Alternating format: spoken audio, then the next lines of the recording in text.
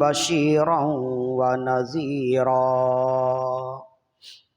وداعيا إلى الله بإذنه وسراجا منيرا وعلى آله وصحبه وسلم تسلیما کثیرا کثیرا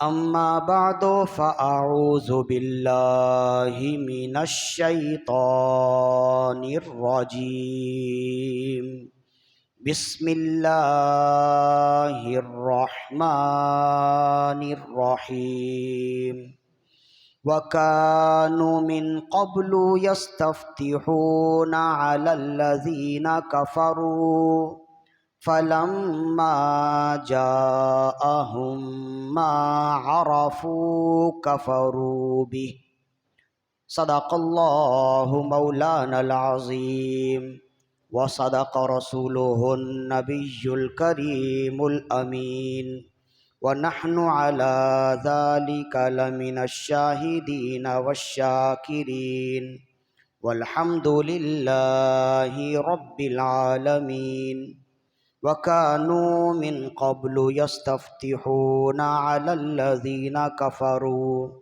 فلما جاءهم ما عرفوا كفروا به فلعنة الله على الكافرين صدق اللہ مولانا العظیم وصدق رسوله النبی الکریم الامین ونحن على ذلك لمن الشاہدین والشاکرین والحمد للہ رب العالمین ببرکت ان اللہ وملائکتہ یصلون علی النبی یا ایہا الذین آمنوا صلوا علیہ وسلموا تسلیما اللہم صل علی سیدنا و مولانا محمد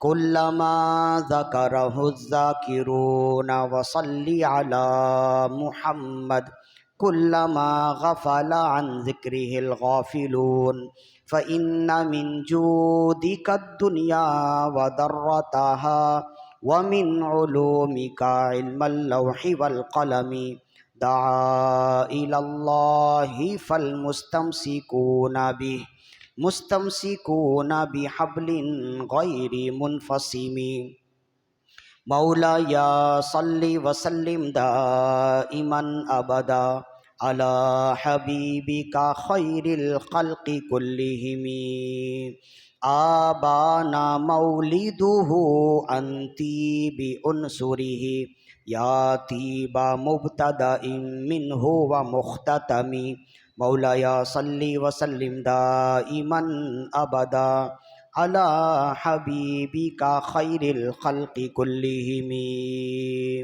وكلهم من رسول الله ملتمس غرفا من البحر أو رشفا من الديام مولاي صل وسلم دائما أبدا على حبيبك خير الخلق كلهم حمد و صلات کے بعد خالق کی کائنات کے عطا سے فقط اس کی دی ہوئی توفیق سے ایک مرتبہ پھر جمعۃ المبارک کے اس پاکیزہ مبارک مقدس دن کی خوبصورت محفل میں موجود ہیں۔ قبل اس کے کہ گفتگو کا آغاز کیا جائے، ایک مرتبہ اپنے آقا و مولا صلی اللہ علیہ وسلم کی بارگاہ میں بلند آواز سے انتہائی محبت و عقیدتوں کے ساتھ درود و سلام کے نذرانے پیش کیجیے۔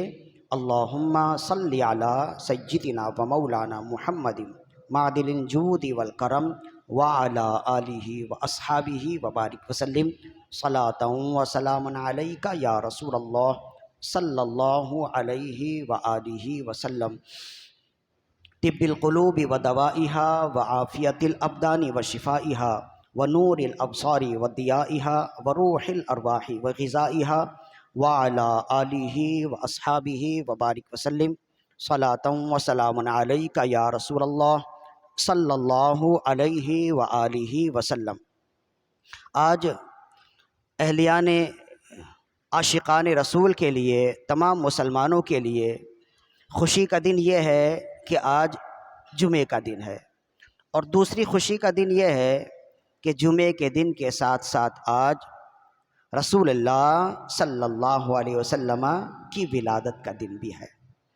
تو ولادت کے دن کو بھی ہم عید کا دن کہتے ہیں اور جمعے کے دن کو بھی ہم عید کا دن کہتے ہیں۔ تو اس لحاظ سے آج کے دن میں الگ یہ ہے کہ آج ہم دو عیدوں کے درمیان ہیں، دو عیدوں میں ہیں، تو آج کا دن الگ ہے۔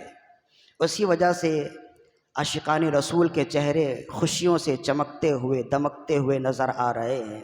اجلے اجلے کپڑے پہنے، نکھرے نکھرے سے چہرے، بچوں کی ہے ورد زباں، صبح بہاراں زندہ باد۔ ہر ایک اپنے اپنے انداز میں اپنے آقا و مولا صلی اللہ علیہ وسلم کی ولادت کی خوشی کا اظہار کرتے ہوئے نظر آ رہے ہیں، آج صبح سے بلکہ کل رات سے ہی۔ تو رسول اللہ صلی اللہ علیہ وسلم کی ولادت کے دن ہم موجود ہیں، جس میں رسول اللہ صلی اللہ علیہ وسلم کا تذکرہ بالخیر بھی کیا جائے گا۔ اور یہ بھی یاد رکھیے کہ اگر یہ بھی کہا جائے کہ ان دنوں میں ہوتا یہی ہے کہ بعض لوگوں کا کہنا یہ ہوتا ہے کہ 12 ربیع الاول پیر کے دن رسول اللہ کا یوم وصال بھی ہے اور یوم ولادت بھی ہے، تو بعضوں کے نزدیک یوم وصال منائیں۔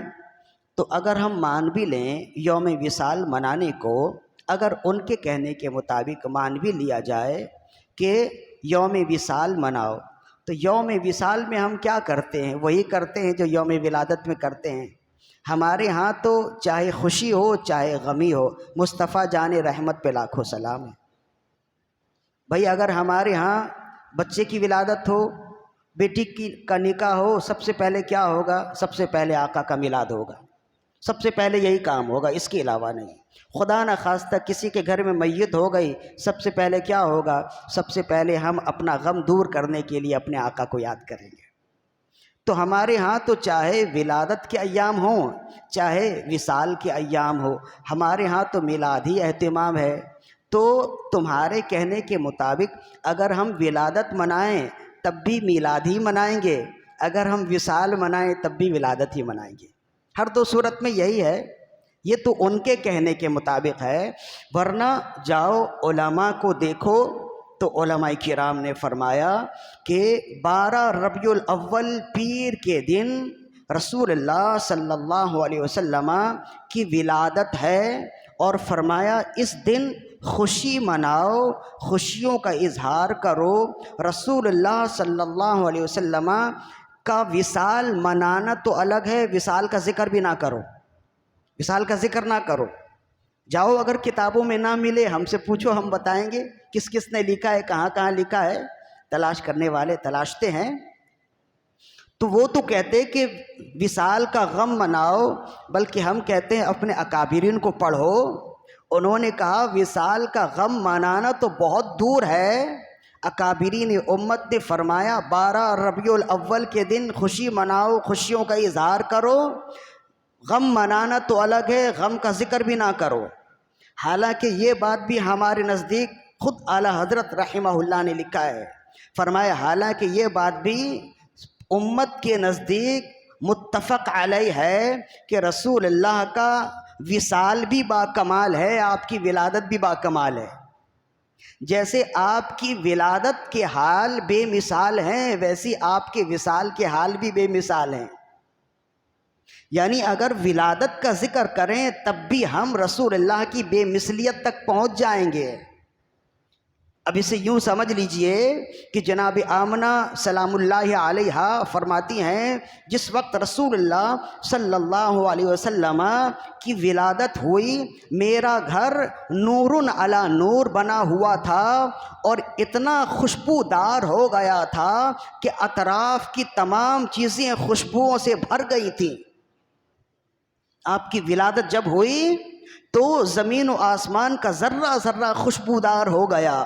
یہ ولادت. اب آپ وصال دیکھیں، جب مولا علی رضی اللہ عنہ نے رسول اللہ کو غسل دیا، آپ کے ناف میں تھوڑا سا پانی رہ گیا، مولا علی نے وہ پانی پی لیا، تو کہتے ہیں کہ سالوں تک آپ کی زبان سے خوشبو آتی رہی. تو کہتے رہے میرے آقا صلی اللہ علیہ وسلم کی ولادت بھی خوشبودار ہے، وصال بھی خوشبودار ہے. اب پڑھیں وہ شعر جو امام بوصیری نے لکھا: آبانا مولدہ انتی بھی عنصری یا طیبہ مبتدا منہ و مختتمی مولا یا صلی وسلم دائماً ابدا علی حبیبک خیر الخلق کلہم. فرمایا آبانا مولدہ انتی بھی عنصری، رسول اللہ صلی اللہ علیہ وسلم کی جائے ولادت نے خوشبو بکھیر دیے. یا طیبہ مبتدا منہ و مختتمی، یا رسول اللہ آپ ایسی مبارک اور پاکیزہ ذات ہیں، آپ کا آغاز بھی خوشبوؤں سے ہے اور آپ کا وصال بھی خوشبوؤں سے ہے. تو ہم اگر ولادت کا ذکر بھی کریں نا تو ہم تو رسول اللہ کے کمال تک پہنچ ہی جائیں گے، لیکن اس کے باوجود ہم اپنے لوگوں کا ذہن صاف کر رہے ہیں. اس کے باوجود بھی ہمارے علماء نے منع کیا. یہ اعلیٰ حضرت رحمہ اللہ کے خوبصورت کلمات کا مفہوم ہے. آپ نے فرمایا کہ اگر میری آقا صلی اللہ علیہ وسلم کی ولادت بھی با کمال ہے اور آپ کا وصال بھی با کمال ہے، اس کے باوجود ہم 12 ربیع الاول کے دن رسول اللہ کا وصال منانا تو الگ ہے، وصال کا ذکر بھی نہیں کریں گے. فرمایا یہ ہمارے اکابرین امت نے ہمیں تعلیم دی ہے. وصال کے ذکر کرنے کے لیے بڑے ایام ہیں. فرمائے رسول اللہ صلی اللہ علیہ وسلم کی ذات تو بہت ہی اعلیٰ ہے، بہت ہی عرفہ ہے.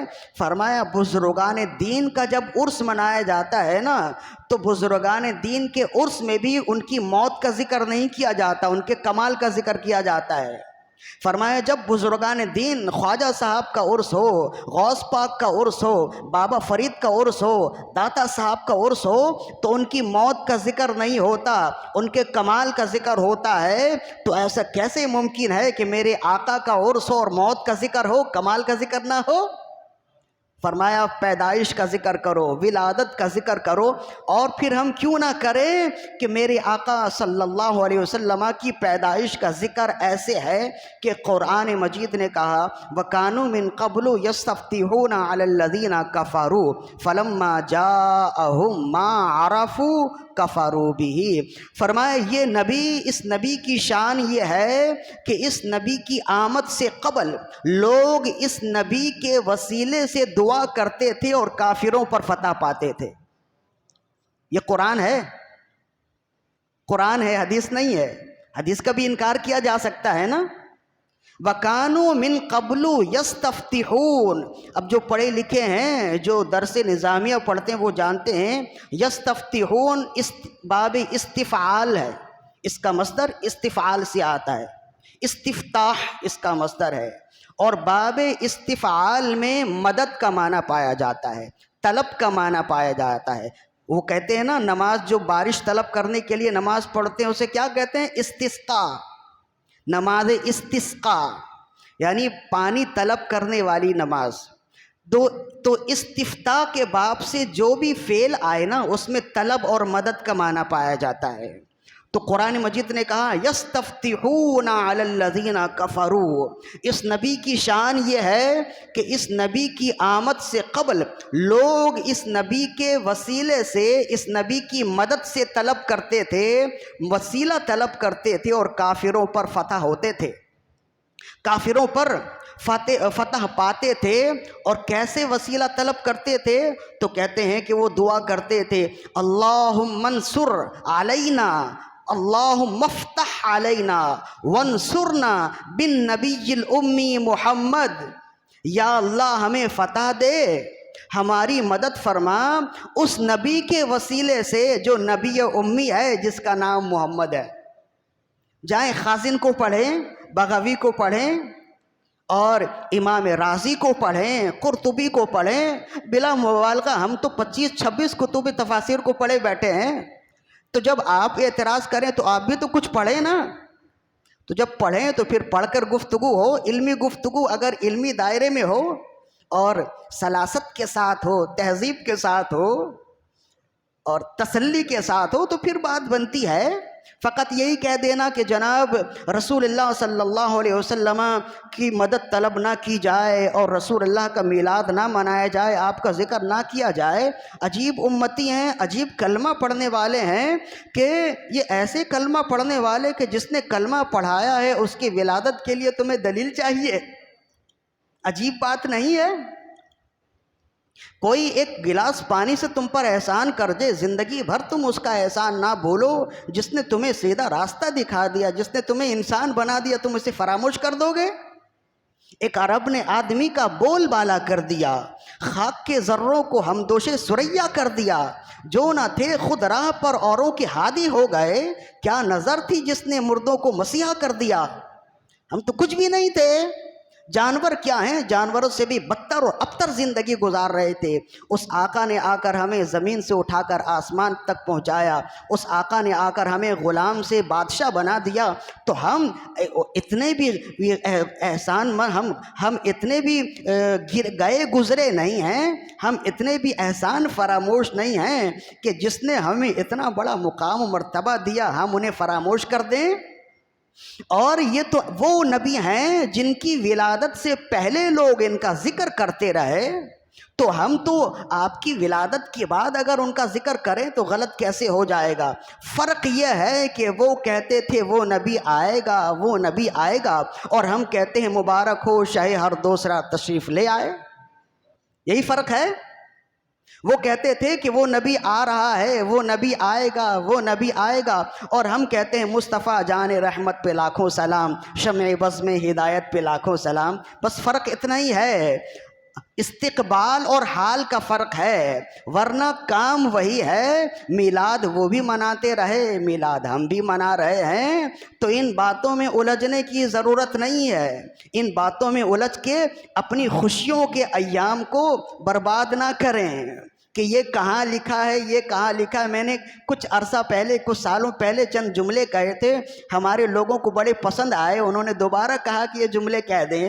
بعضوں نے کہا کہ جناب کہتے ہیں کہ یہ کہاں لکھا ہے، کہاں لکھا ہے۔ ہم نے کہا کہ جب کوئی کہے کہ یہ کہاں لکھا ہے، یہ کیا بات ہے اور اس کی دلیل کیا ہے، تو آپ کہیں کہ ساری باتیں ہم 12ویں کے بعد کریں گے، سارے دلائل ہمارے پاس ہیں، 12ویں کے بعد بات کریں گے، ابھی ہمارے پاس وقت نہیں ہے۔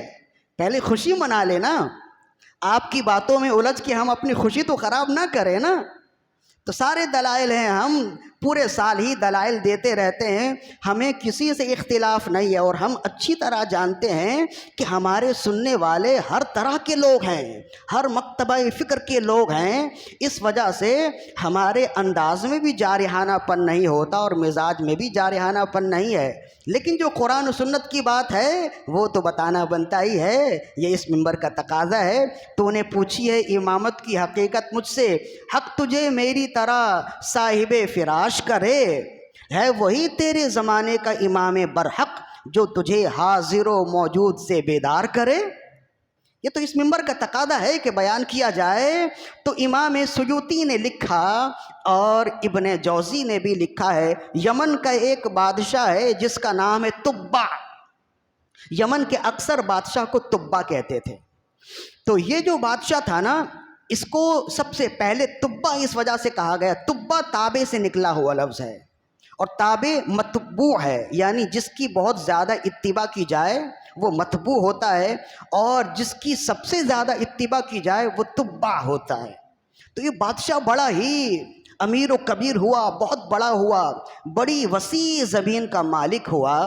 تو جو جتنا بڑا ہوتا ہے غرور و تکبر بھی آ جاتے ہیں نا، وہ تو ایمان کی ٹھنڈک ہے کہ بندہ جتنا بھی بڑا ہو جائے ایمان کی ٹھنڈک سے اس کا تکبر ٹھنڈا پڑ جاتا ہے۔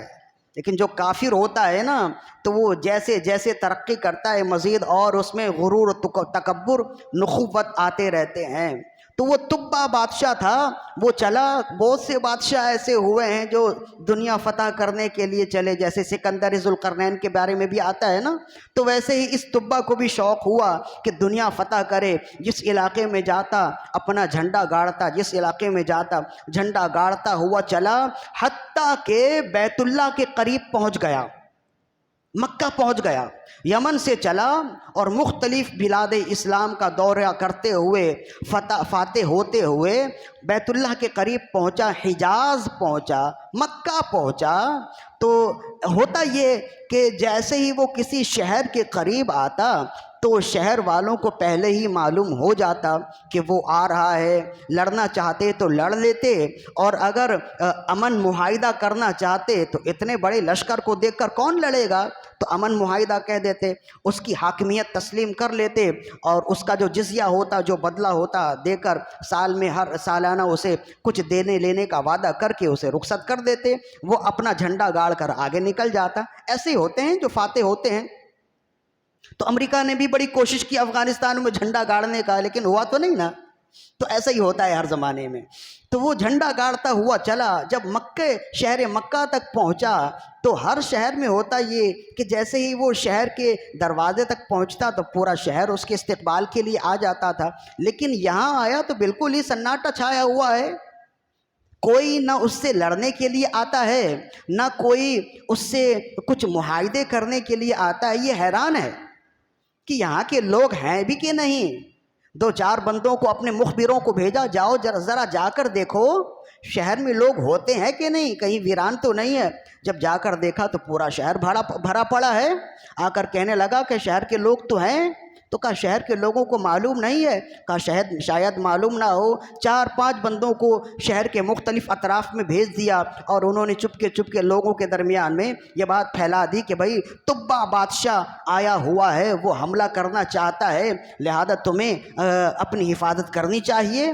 تو کہتے ہیں کہ جب خبر پھیل گئی اس کے باوجود کوئی رد عمل نہیں ہے. ہر ایک اپنے اپنے کام میں مصروف ہے، مشغول ہے. تو ظاہر ہے کہ یہ بادشاہ کے لیے تو بڑی حد کی عزت کی بات تھی کہ لوگ میرے قدموں پر بچ جاتے، گر جاتے تھے اور زندگی کی بھیک مانگتے تھے. یہاں میں آیا ہوں لیکن یہاں کوئی رسپانس ہی نہیں ہے، ہر ایک مجھے ہلکا سمجھ رہا ہے.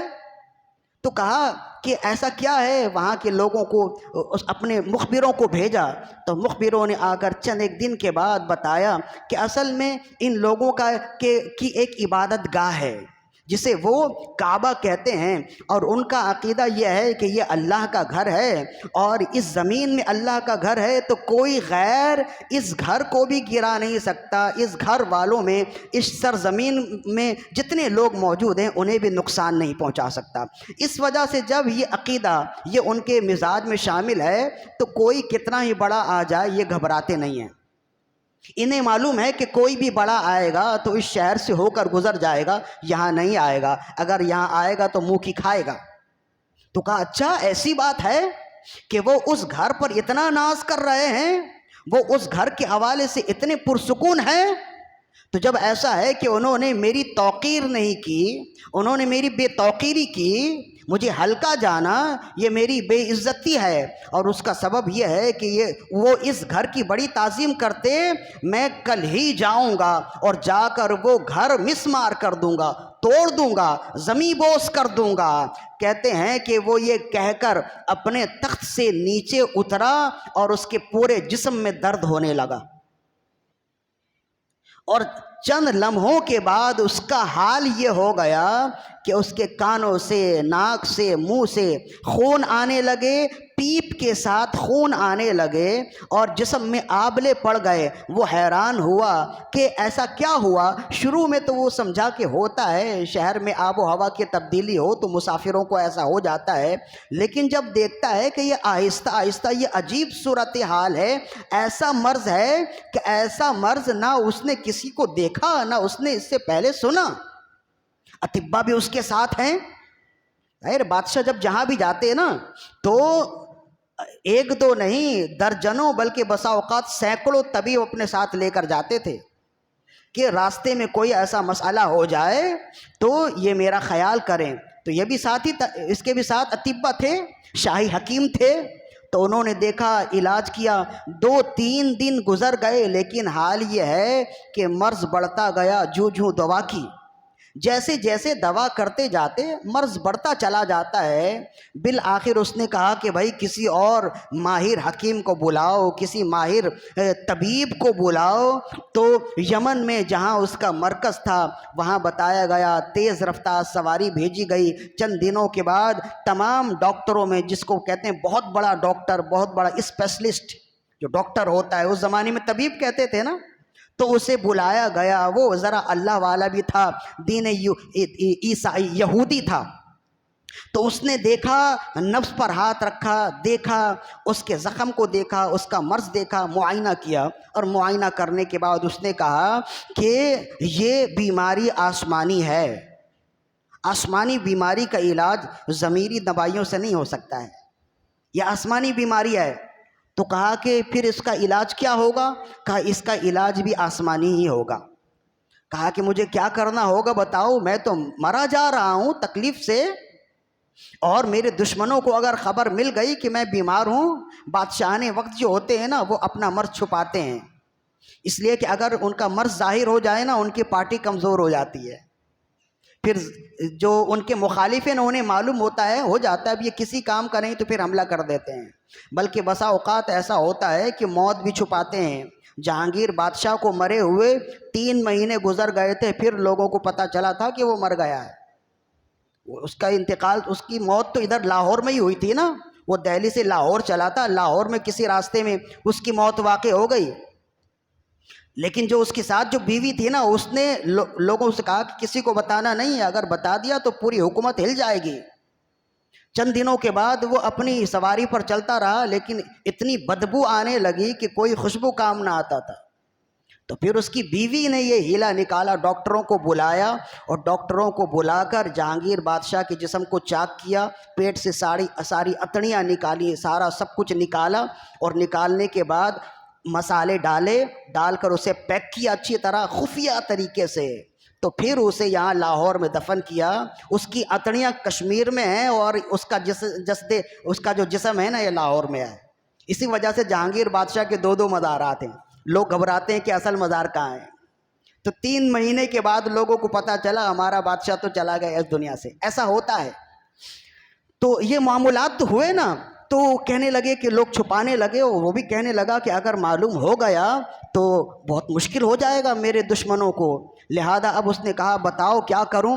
تو وہ جو حکیم تھا، طبیب تھا، اللہ والا تھا، کتابوں کا عالم تھا، اس نے کہا میں جو پوچھوں آپ سچ سچ بتائیں، کیا آپ نے کوئی نیت کی تھی؟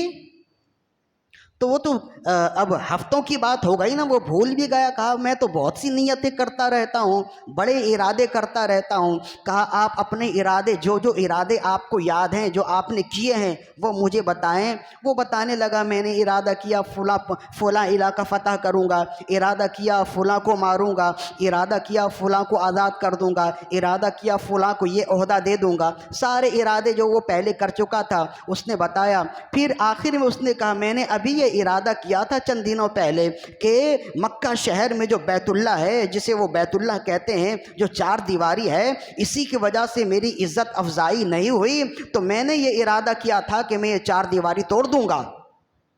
تو یہاں آ کر پھر وہ طبیب رک گیا اور کہا بس یہی آپ کی نیت ہے، جس نیت کی وجہ سے آپ کے ساتھ یہ معاملہ ہوا ہے، لہذا اس نیت کو چھوڑ دیجئے۔ اس نے کہا کیوں؟ کہا وہ معمولی 4 دیواری نہیں ہے، وہ اللہ کا گھر ہے۔ کہا تم بھی یہ کہتے ہو؟ کہا ساری کتابوں میں وہ اللہ کا گھر ہے، یہودی بھی مانتے ہیں، عیسائی بھی مانتے ہیں، اور زمانے جاہلیت کے لوگ بھی مانتے ہیں کہ وہ اللہ کا گھر ہے۔ تم کیسے آدمی ہو اللہ کے گھر کو توڑنے کا قصد کرتے ہو؟ جب تم اللہ کے گھر کو توڑنے کا قصد کرو گے تو اللہ تمہیں توڑے گا ہی۔ جب تم اللہ کے گھر کو ویران کرنے کی کوشش کرو گے تو اللہ تمہیں ویران ہی کرے گا۔ اچھا ایسی بات ہے؟ تو پھر وہ جاتا ہے، پھر وہ کہتا ہے، وہ طبیب کہتا ہے اپنی نیت سے توبہ کرو۔ وہ اپنی نیت سے توبہ کرتا ہے اپنے مذہب کے مطابق۔ ایک روایت میں ہے کہ وہ عیسائی تھا، ایک روایت میں ہے کہ وہ آتش پرست تھا۔ تو اپنے مذہب کے مطابق اس نے توبہ کی، اور توبہ کرنے کے بعد سویا۔ صبح کے وقت جب اٹھتا ہے تو جیسے پہلے تھا ویسے ہی ہے۔ تو یہ عظیم معجزہ تھا، عظیم بات تھی، اور پھر وہ اس بات کی تہ تک پہنچ گیا کہ اصل میں معاملہ یہی ہے کہ جس گھر کو مسمار کرنے کا میں نے ارادہ کیا تھا، یہ ساری برکتیں اسی گھر کے حوالے سے ہیں، لہذا میں بیمار بھی اس گھر کے حوالے سے ہوا اور مجھے صحت بھی اسی گھر کی برکت سے ملی ہے، لہذا اب وہ اپنے تمام لشکر کے ساتھ باعزت طریقے سے بیت اللہ آتا ہے، طواف کرتا ہے، اور تبا یہ پہلا شخص ہے جس نے بیت اللہ پر چادر چڑھائی، بلکہ ایک حدیث میں ہے کہ خواب میں جبریل امین نے آ کر اسے چادر کا نقشہ دیا، چادر چڑھانے کا طریقہ بتایا جیسے سیوطی نے لکھا ہے، تو پھر اس نے چادر کی پیمائش کی اور بیت اللہ پر سب سے پہلے چادر چڑھانے والا، اس کے رنگ بدلتے رہے، ابھی تو کالی چادر ہے نا، یہ فاطمی دور میں کالی چادر کا سلسلہ ہوا ہے، جب شیعوں کا قبضہ تھا تو کالی چادر چڑھائی گئی، تب سے پھر جب اہل سنت کا تسلط آ گیا، ترکیوں کا تسلط آ گیا، تو انہوں نے کہا چادر کو تبدیل نہ کریں ورنہ یہ حکمرانوں کا کھیل ہو جائے گا کہ جس کی بھی بادشاہت ہوگی وہ اپنے رنگ کی چادر بنا لے گا، پھر انہوں نے کہا کہ کالی چادر ہے تو کالی چادر رکھیں، ورنہ چادر بھی تبدیل ہوتے رہے ہیں، تو یہاں سے تو اسے برکت مل گئی، پھر اس نے اہل مکہ کو بڑی عزت دی، بڑا مال دیا، اور اس نے کہا تم امن سے رہو، یہ اللہ کا گھر ہے، اس گھر کو کوئی فتح نہیں کر سکتا، میں بھی پوری زمین کا فاتح تو ہو سکتا ہوں، شہر مکہ کا فاتح نہیں ہو سکتا،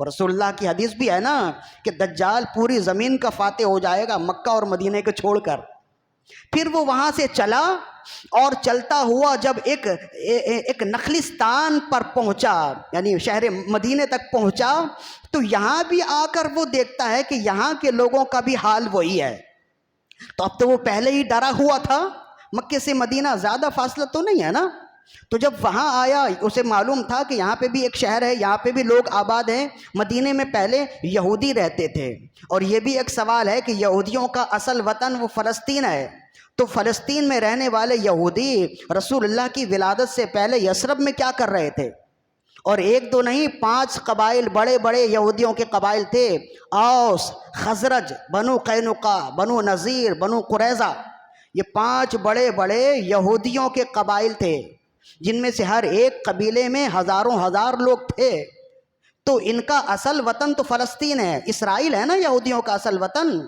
ہر زمانے میں اسرائیلی یہودیوں کا اصل وطن رہا، تو یہ یہودی یہاں کیا کر رہے تھے، یہ بھی ایک سوال بنتا ہے، وقت پڑا تو پھر جواب دیں گے، تو کہتے یہاں آیا تو یہاں دیکھتا ہے کہ یہاں کے لوگ بھی بالکل اس کی آمد سے بے نیاز ہیں، تو وہ تو پہلے سے ڈرا ہوا تھا اور اس نے کوئی ایسی ویسی بات نہ کی، جب یہاں کے لوگوں سے پوچھا تو یہودیوں نے بتایا کہ تمہیں کیا لگتا ہے کہ ہم پاگل ہیں کہ ہم اپنا اصل وطن چھوڑ کر یہاں آ کر نخلستان میں بیٹھے ہیں، تم بھی یہاں ہی آ جاؤ، کہا کیوں، کہا ہماری کتاب میں موجود ہے وہ آخری نبی آنے والا ہے اور وہ آخری نبی اسی شہر میں ہجرت فرمائے گا،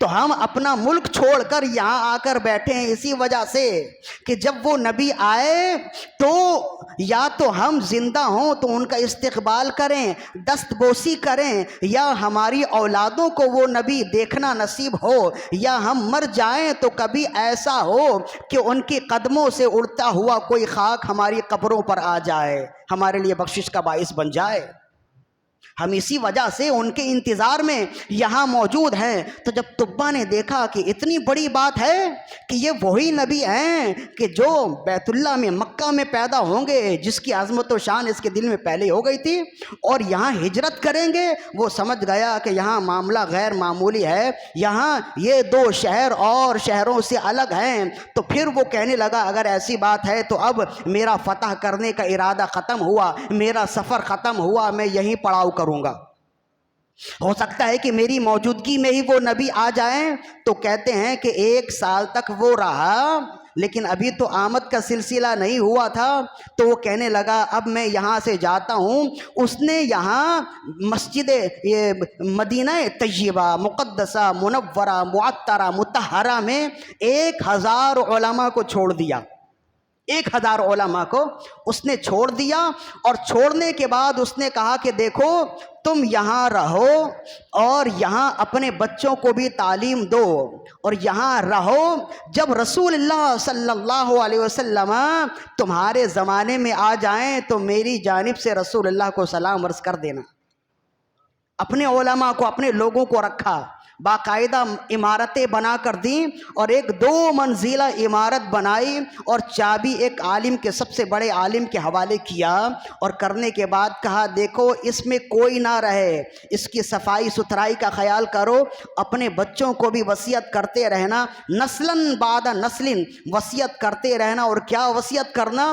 وصیت یہ کرنا کہ جب وہ نبی آخر الزماں تشریف لائیں تو ان کے لیے پہلے سے یہ رہنے کا مکان ہوگا، یہاں وہ قیام فرمائیں گے، کہیں ایسا نہ ہو کہ انہیں کسی طرح کی تکلیف ہو۔ تو کہتے ہیں کہ پھر اس کے بعد جب وہ جانے لگا تو اس نے وہاں 1000 علماء چھوڑے تھے نا، یہ رسول اللہ صلی اللہ علیہ وسلم کی ولادت سے 1400 سال پہلے کی بات ہے۔ ابھی ہم یہ جو ذکر کر رہے ہیں نا، رسول اللہ کی ولادت سے 1400 سال پہلے ذکر کر رہے ہیں، اور یہ ذکر رسول اللہ کی ولادت سے 1400 سال پہلے کیا ہے، یعنی ابھی 2800 سال ہو گئے اس واقعے کو۔ تو جب وہ رسول اللہ صلی اللہ علیہ وسلم کی قیام گاہ سے رخصت ہونے لگا تو اس نے ایک خط لکھا رسول اللہ کو غائبانہ طور پر، جس کو امام قرطبی نے بھی نقل کیا۔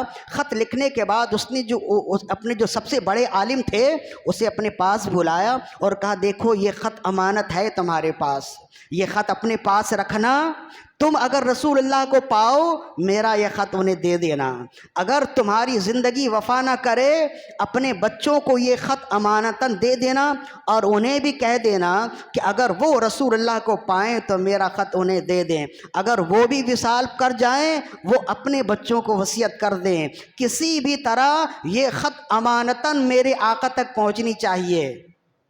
اب وہ خط کیا تھا دیکھیں جسے امام قرطبی نے لکھا ہے، عشق اور محبت سے لبریز وہ خط ہے۔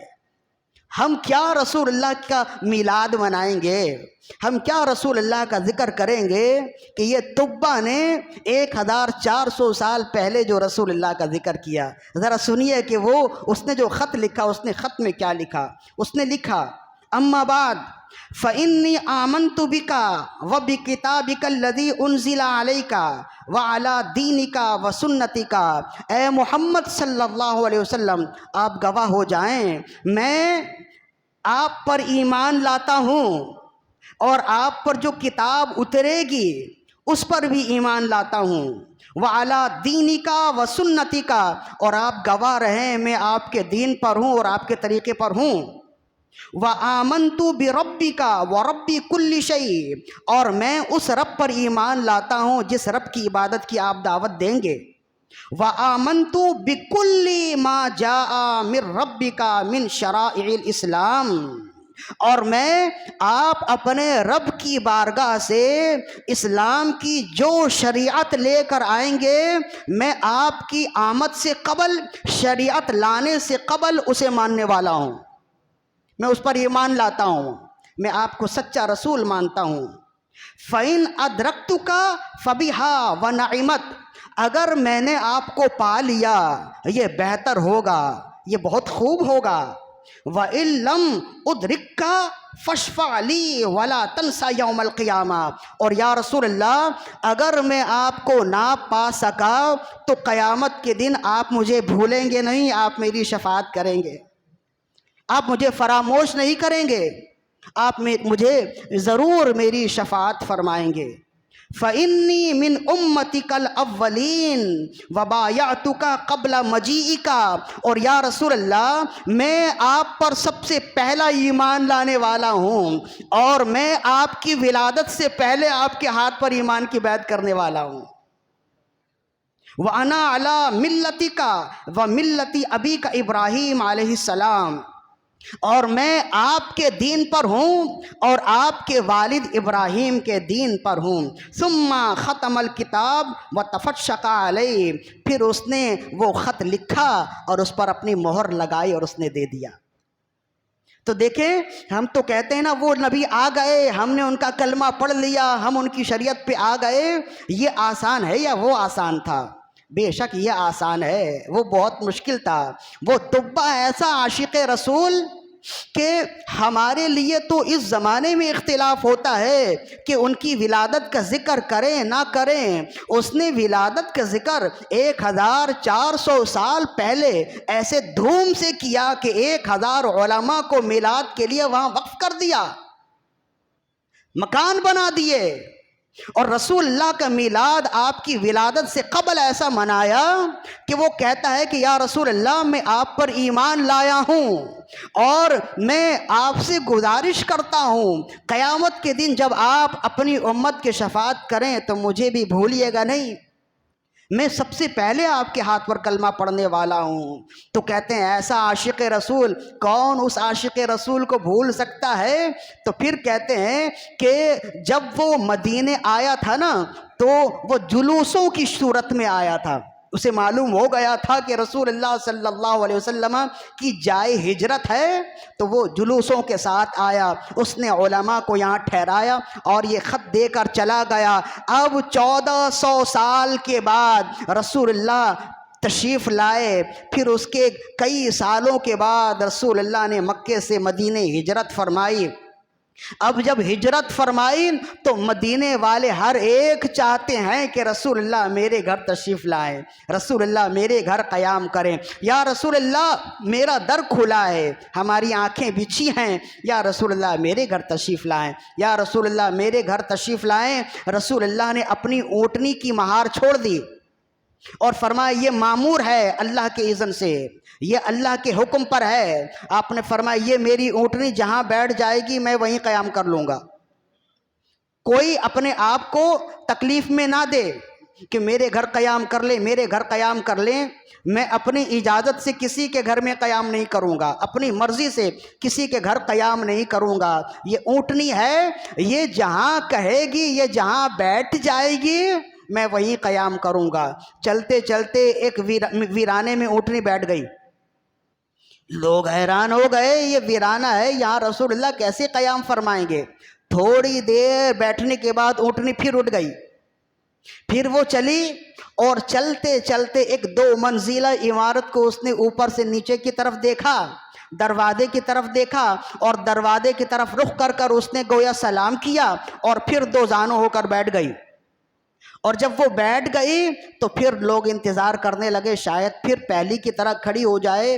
بہت دیر انتظار کر لیا تو دیکھا اب اونٹنی ٹھنڈی ہے، اب یہ اٹھنے والی نہیں ہے، اس کی مرضی یہاں ہی ہے۔ پھر رسول اللہ صلی اللہ علیہ وسلم وہاں سے اونٹنی سے نیچے تشریف لائے۔ حضرت ابو ایوب الانصاری رضی اللہ عنہ دروازے پر کھڑے استقبال کر رہے تھے۔ یہ انہی کی اولاد میں سے تھے جن علماء کو تبا احمد حمیری نے چھوڑا تھا 1400 سال پہلے، انہی کی اولاد میں سے حضرت ابو ایوب الانصاری ہیں، میزبان رسول ہیں۔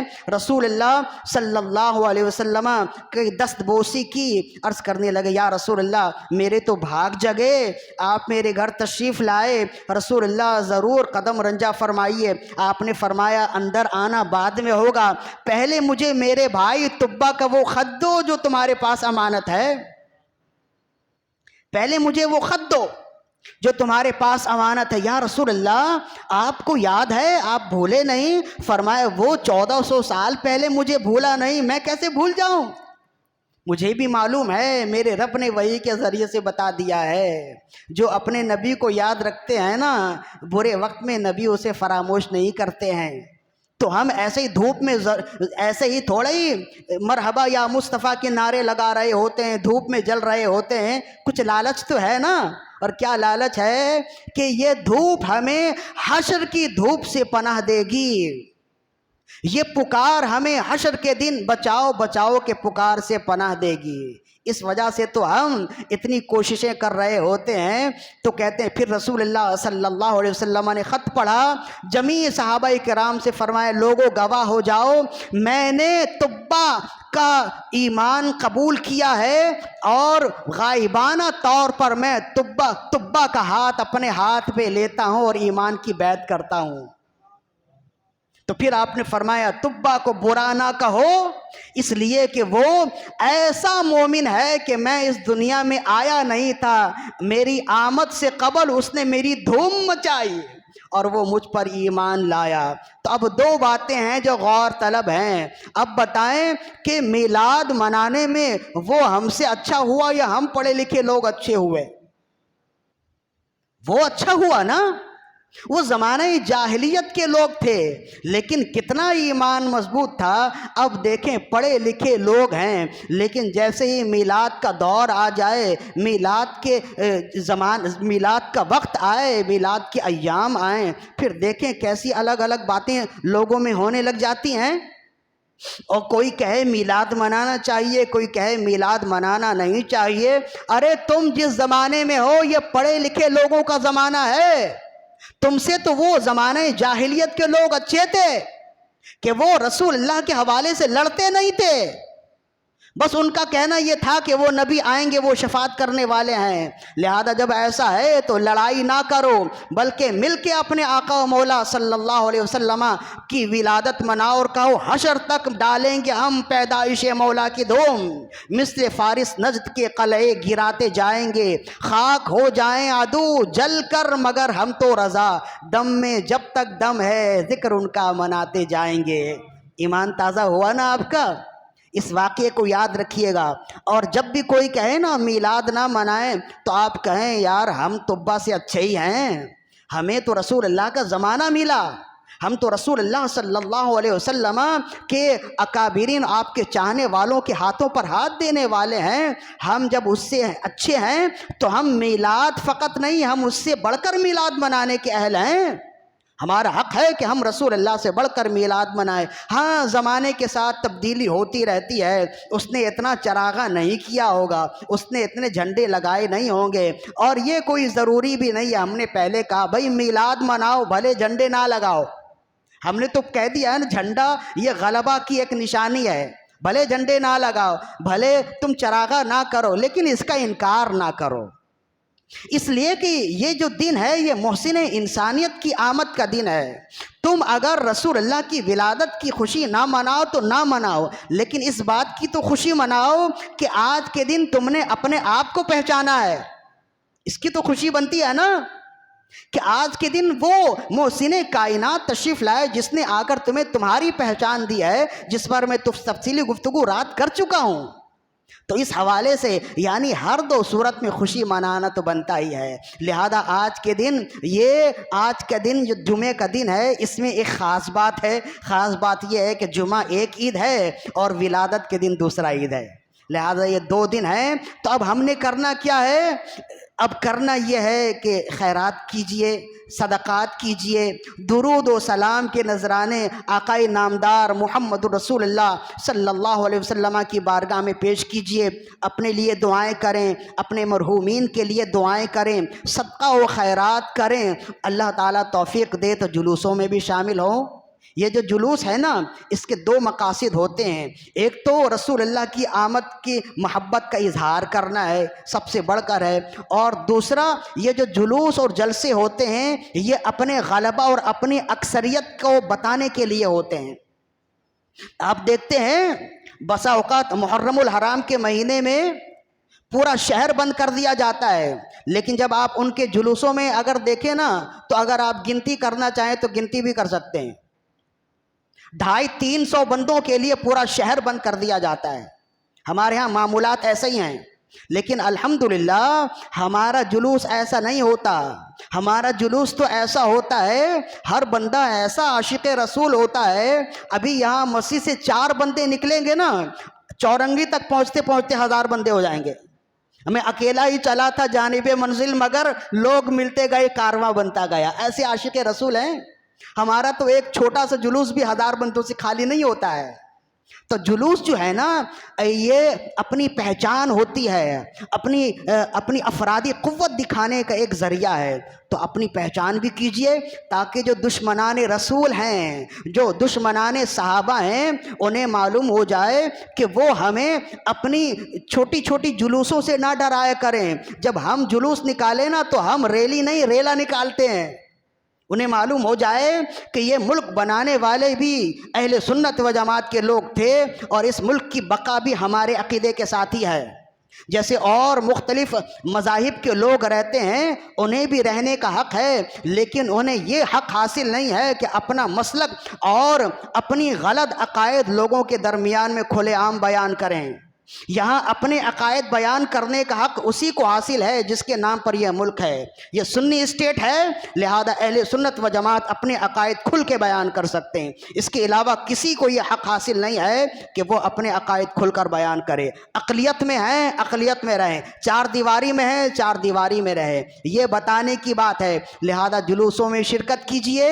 ان دنوں شہر کراچی میں گرمی بہت ہے، لہذا جو مریض ہیں، جو جلدی بیمار ہو جاتے ہیں، گرمی کا خطرہ ہوتا ہے، وہ بھی اپنے عشق کا اظہار کریں، چند قدم شامل ہو جائیں، پھر ٹھنڈک میں چلے جائیں، اس لیے کہ جان بچانا، صحت کو کی حفاظت ضروری ہے۔ تھوڑی دور تک شامل ہو جائیں، اپنا حصہ ملا لیں اور پھر ٹھنڈے میں آ جائیں۔ جو جوان ہیں، تگڑے ہیں، دھوپ برداشت کر سکتے ہیں تو وہ جہاں تک جا سکتے ہیں جائیں، لیکن کوشش کریں کچھ سایہ بھی ہو، کوئی ٹھنڈا کپڑا رکھ لیجئے، یہ بھی آزمائش ہوتی ہے۔ تو ان دنوں گرمیاں زیادہ ہیں تو اس کا بھی اہتمام کیجیے۔ اپنے بچوں کو بھی ساتھ لے کر جائیے تاکہ بچپن سے بچوں کو معلوم ہو کہ یہ ایام ایسے ہوتے ہیں، ان میں یہ سارے کام کیے جاتے ہیں۔ ہمارے بعد اس منبر و محراب کو بچوں نے ہی سنبھالنا ہے نا، ہم یہاں رہنے تو نہیں آئے نا ہمیشہ سے، ہم چلے جائیں گے تو یہ جگہ خالی نہیں ہونی چاہیے، رہے گا یوں ہی ان کا چرچا رہے گا، پڑے خاک ہو جائیں جل جانے والے۔ زمین سے رشتہ ہے، دیوار و در بھی رکھنا ہے، سنوارنے کے لیے ایک اپنا گھر بھی رکھنا ہے۔